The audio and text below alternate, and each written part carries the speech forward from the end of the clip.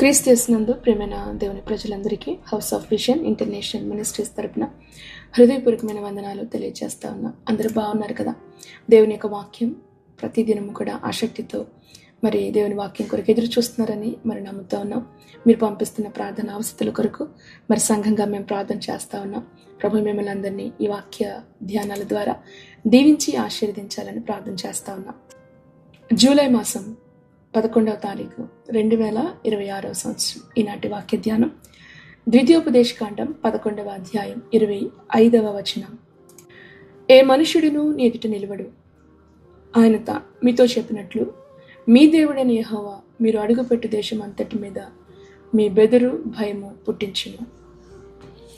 Israel యొక్క ప్రజలు 40 సంవత్సరాలు అరణ్యంలో వారి ప్రయాణం, అరణ్య జీవితాన్ని ముగించి ఇక కానాను దేశంలో ప్రవేశించబోతా ఉన్నారు. వారి ముందు కొన్ని గొప్ప సవాళ్లు ఉన్నాయి. ఏంటంటే ఎరుకో వంటి గొప్ప గొప్ప ప్రాకారాలు కలిగిన పట్టణాలు, అనాకీయులని పోలి ఉన్న భయంకరమైన దేహము కలిగిన మనుషులు, అనుభవంతో కలిగిన సైన్యాలు, ఇనప రథాలు, విగ్రహాలతో నిండిన సమాజం. నిజానికి చెప్పాలంటే మనుషుల యొక్క లెక్క ప్రకారం వాళ్ళు ఓడిపోవాలా. కానీ దేవుడు వారికి ఒక గొప్ప వాగ్దానాన్ని ఇస్తా ఉన్నాడు. ఏమన్నారంటే, మీరు వారిని చూసి భయపడకండి, వారు మిమ్మల్ని చూసి భయపడతారని కదా. ఎందుకంటే వీరు దేవుని యొక్క నిబంధన జనం గనుక మానవ శక్తితో వారు విజయాన్ని సాధించడం కాదు, వారి విజయానికి దైవికమైన సహాయం అందించబడతా ఉంది. ఈ వాగ్దానంలో ఇవ్వబడుతున్నది ఏంటంటే, ఏ మనుషుడు నీ ఎదుట నిలవడు అంటే స్టాండ్ బిఫోర్ యూ, నిలవలేడు అంటే హిబ్రూ పదం. దీనికి అర్థం తట్టుకొని నిలబడలేరు లేదా వ్యతిరేకించలేడు, చివరికి ఓడిపోతాడు అని అర్థం. మనము జాగ్రత్తగా ఈ యొక్క మాటను గమనిస్తే యుద్ధము ఉండదు అని ప్రభు చెప్పలేదు, శత్రువు చివరికి నిలబడలేడు అని ప్రభు చెప్తున్నాడు. మన జీవితాల్లో కూడా సమస్యలు రావు అని చెప్పలేదు ప్రభు. సమస్యలు వస్తాయి, సమస్య వస్తుంది, అనారోగ్య పరిస్థితులు ఎదుర్కోవాల్సి ఉంటుంది, కొన్ని అపనిందలు అవమానాలు ఎదుర్కోవాల్సి ఉంటుంది, లేదా కొన్ని కోర్టు కేసులు వస్తూ ఉంటాయి. అంటే దేవుడు విడిచిపెట్టాడా? ఈ యుద్ధంలో నీ శత్రువు నీ ముందు నిలవలేడు అని అర్థం. చివరికి తీర్పు దేవునిదే గనక విజయము తన ప్రజలకు ప్రభు అనుగ్రహించే దేవుడు ఆయన. ఈరోజు నీ యొక్క వాక్యం వింటున్న మీలో కూడా చాలా అనేక రకమైన పోరాటాలు ఉన్నాయి కదా. కుటుంబ యుద్ధాలు, ఆర్థిక యుద్ధాలు, అనారోగ్యపరమైన సమస్యలు, ఉద్యోగ సమస్యలు, లేదా పరిచర్యల వ్యతిరేకత, ఆత్మీయమైన పోరాటాలు, సాతాను యొక్క దాడులు కదా.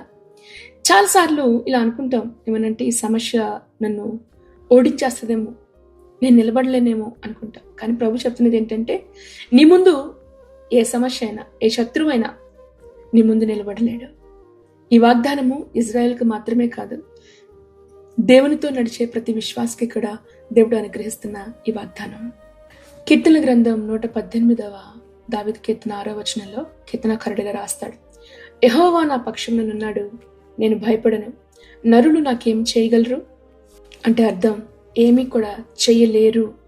ఒకవేళ ఈ రోజు నీ వాక్యం వెంటనే మీ జీవితంలో మీకు ఎదురుగా, మీకు వ్యతిరేకంగా పరిస్థితులు, మనుషులు ఏది రానివ్వండి, అనారోగ్య పరిస్థితులు ఏదైనా సరే రానివ్వండి, అయితే అక్కడ గుర్తుపెట్టుకోండి, మీతో పాటు ప్రభు మీతో ఉన్నాడు గనక, ఆయన మీతో నడుస్తున్నాడు గనక అవి ఒక్కొక్కటిగా మీ జీవితంలో నుంచి తొలగిపోవడాన్ని మీరు చూస్తారు. ఎందుకంటే దేవుని యొక్క వాగ్దానాన్ని పట్టుకున్న, దేవుని వాగ్దానం పైన ఆధారపడిన ఎవరిని కూడా ఎవ్వరూ కదిలించలేరు. తాను మీతో చెప్పినట్లు అంటాడు ఆయన. దేవుని మాటే మనకి ధైర్యం, దేవుని మాటే మనకి ధైర్యం. దేవుని వాగ్దానాన్ని నమ్ముదాం, పరిస్థితుల్ని కాదు.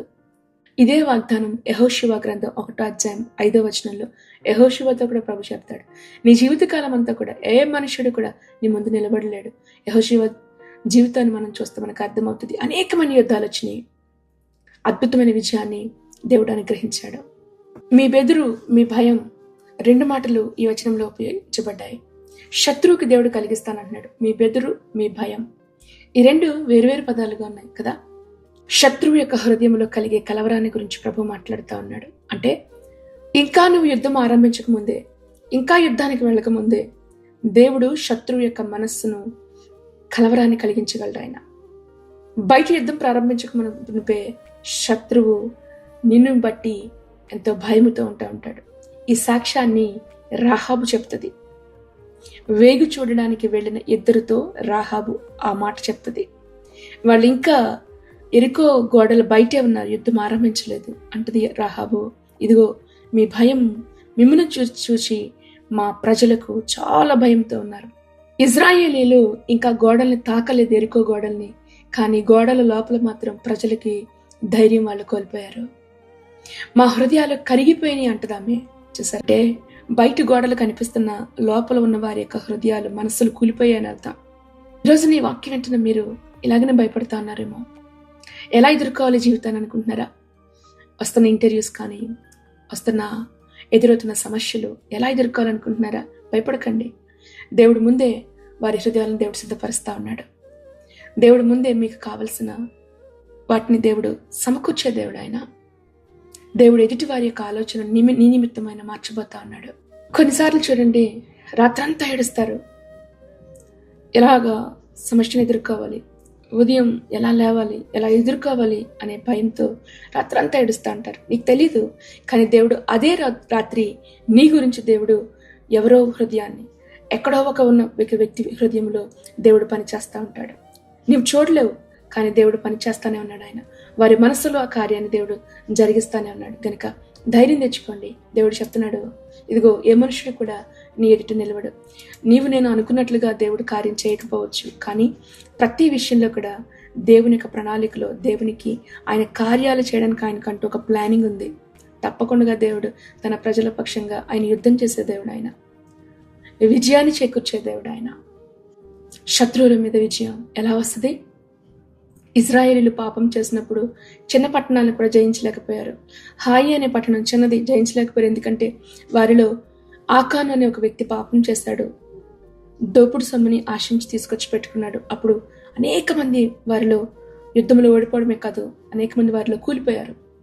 గనుక పాపము దేవుని యొక్క సన్నిధిని దూరం చేస్తూ ఉంటుంది. ఒకవేళ శత్రువుని జయించలేకపోతున్నారా? మీలో ఎక్కడైనా దేవునికి విరోధకరంగా ఏదైనా పాపం ఉండిపోయిందేమో ఆలోచించండి. దేవుని సన్నిధి నిన్ను దూరం చేస్తా ఉందేమో. ఒక చిన్న బంగారు కమ్మి చాలు, ఒక చిన్న ఆలోచన చాలు, ఒక చిన్న కోపం చాలు, క్షమించలేని ఒక తత్వం చాలు. కనుక ప్రార్థన చేయండి. ఎందుకు ప్రార్థనకి ఫలితం రావటం కనిపించటం లేదనుకుంటున్నారా? దేవుడు ఎందుకు మాట్లాడటం లేదనుకుంటున్నారా? ఎక్కడైనా దాచబడిన విషయాలు ఉన్నాయేమో బయటకు తీసుకొద్దాం. భయపడద్దు. భయపడితే శత్రువు పెద్దవాడుగా కనిపిస్తాడు. ప్రభుని చూడండి, లోకమును జయించిన విజయం మన ప్రభుదే. శత్రువుని ఎక్కువ చేయొద్దు. ఈరోజు మీరు ఎదుర్కొంటున్న భయాలు, డిప్రెషన్, భయం, కుటుంబంలో వ్యతిరేకత, ఏదైనప్పటికీ కూడా దేవుడు గొప్పవాడు. వాటన్నిటిని కూడా విజయం నీకు ఇవ్వగలిగిన దేవుడు ఆయన. ఆఖరిగా లూకా సువార్త 10:19, మీరు పాములను తేళ్లను త్రొక్కుటకు మీకు అధికారం ఇచ్చానన్నాడు. భయపడకండి. శత్రువు మన పాదముల క్రింద దేవుడు పెట్టాడు. ఆయన సమాధానకర్త అయిన దేవుడు. సాతానుని మీ పాదముల క్రింద నలగొట్టునని వాగ్దానం చేశాడు దేవుడు. ఆయన కనుక ఈ వాగ్దానం విధేయత కలిగి దేవునిందు భయభక్తులు కలిగిన వారికి దేవుడిచ్చే వాగ్దానం ఇది. కనుక ప్రభుని ప్రేమించండి, ఆయన మార్గాల్లో నడవండి, ప్రభుని హత్తుకోండి, జాగ్రత్తగా ఆయన ఆజ్ఞలు పాటించండి, దేవునికి విధేయులేండి, అపవాదిని ఎదిరించండి. అప్పుడు మీరు వాడి యుద్ధ నుంచి పారిపోతాడు. శత్రువు పైన దేవుడు మీకు విజయాన్ని ఇస్తాడు. మీ ఎదుట మీకు వ్యతిరేకంగా ఏ మనిషిని కూడా నిలబడ్డానికి దేవుడు అంగీకరించడు. దేవుడు విజయాన్ని ఇవ్వబోతా ఉన్నాడు. ఆయన ఈ రోజున మీ ముందు నిలబడింది ఒక మనిషే కావచ్చు, ఒక సమస్య కావచ్చు, ఒక కోర్టు కేసు, ఒక వ్యాధి, ఆర్థికపరమైన ఎటువంటి భారమైన ఆత్మీయ పోరాటమైనా సరే భయపడద్దు. దేవుడు సమస్య రాదని చెప్పలేదు, కానీ ప్రభు చెప్పింది ఒకటే, అది నీ ఎదుట ఎక్కువ కాలం నిలబడదు. అది ఓడిపోవాల్సిందే. నీ ముందు దేవుడు నీకు విజయాన్ని ఇస్తాడు. కనుక మీ మార్గాలను ప్రభు చిత్తంలో వేయండి, ప్రభు సన్నిధిని కోరుకోండి. మీరు వెళ్ళే ప్రతి చోట కూడా దేవుడు విజయాన్ని ఇస్తాడు. శత్రువు నిలబడలేడు. దేవుడు తన ప్రజలకు విజయాన్ని అనుగ్రహించే దేవుడు. ఈ వాక్యం ద్వారా ప్రభు మిమ్మల్ని అందరినీ దీవించి ఆశీర్వదించును గాక. ఆమేన్. సర్వశక్తిమంతుడైన తండ్రి, సైన్యములకు అధిపతి దేవా, నీకు వందనాలు. ఈ రోజున నీ వాక్యం ద్వారా మీరు మాతో మాట్లాడినందుకు వందనాలయ్యా. మా జీవిత కాలంలో ఏ మనుష్యుడు కూడా మా ముందు నిలబడలేడన్నా. అవును ప్రభా, మా యొక్క బెదురు భయం మా యొక్క శత్రువుకి కలిగి చేస్తారని వాగ్దానం చేసిన తండ్రి, నీకు స్తోత్రాలు. మా ముందు నడిచే మా గొప్ప కాపరివి నీవు కనుక నాయన, విశ్వాసంతో ఇదిగో నీ బిడ్డలు నీలో ముందుకు సాగుటకు సహాయం చేయండి. వారి ముందున్న ప్రభా ప్రతి సమస్య, ఎదురవుతున్న ప్రతి కష్టం ఏదైనప్పటికీ కూడా వాటికి మించిన గొప్ప దేవుడవు నీవు మాకు తోడై ఉన్నావు గనక వారిలో ఉన్న భయం తీసివేయండి, నిరాశను తీసివేయండి, అపజయాన్ని తొలగించివేయండి. ఎదుర్కొంటున్న ప్రతి వ్యతిరేకతల్లో కూడా ప్రభా విజయాన్ని అనుగ్రహించండి. సాతాను యొక్క శక్తులు కూలిపోవాలి ప్రభా. ప్రతి సమస్య పైన సాతాను యొక్క అధికారము ప్రభా యేసు నామములో కూల్చివేయబడాలి. నీ ప్రజలకు ముందుగా మీరు నడవండి. ఎర్ర సముద్రం 2 పాయలుగా చేసిన దేవుడు, అగ్ని స్తంభములో నీ ప్రజల ముందు నడిచిన దేవుడు, యోర్దాను ముందు నిలబడుకునగా ప్రభు కూల్చివేసిన దేవుడు కనుక ఇదిగో ఈ వాక్యం వెంట ప్రతి ఒక్కొక్కరి జీవితాల్లో కూడా ధైర్యంతో ముందుకు సాగే కృపను మీరు దయచేసి మార్గాన్ని సరళం చేయమని అడుగుతున్నాను. మీకు వందనాలు. నిశ్చయంగా కుటుంబాలను దీవించండి. బిడ్డలతో ప్రభా నిన్ను మహిమపరిచే కృపను దయచేయండి. కుటుంబం యొక్క ప్రాకారాలను మీరు కట్టండి. సమాధానంతో మీరు నడిపించండి. భార్యాభర్తల మధ్యన సమాధానం, నెమ్మది, అణుకువ, స్వస్థ బుద్ధి మీ బిడ్డలకు మీరు దయచేయమని, ఎదుర్కొంటున్న ప్రతి విధమైన సమస్య పైన మీ బిడ్డలకి విజయాన్ని మీరు దయచేయమని అడుగుతున్నాం. నిశ్చయంగా అనారోగ్యంతో వారిని జ్ఞాపకం చేసుకునండి. స్వస్థత దయచేయండి. ఈరోజు మీరు చేస్తున్న ప్రయాణాల్లో నీ కాపుదల భద్రతనివ్వండి. వృద్ధులైన వారిని దర్శించండి, బలపరచమని అడుగుతుందేవా.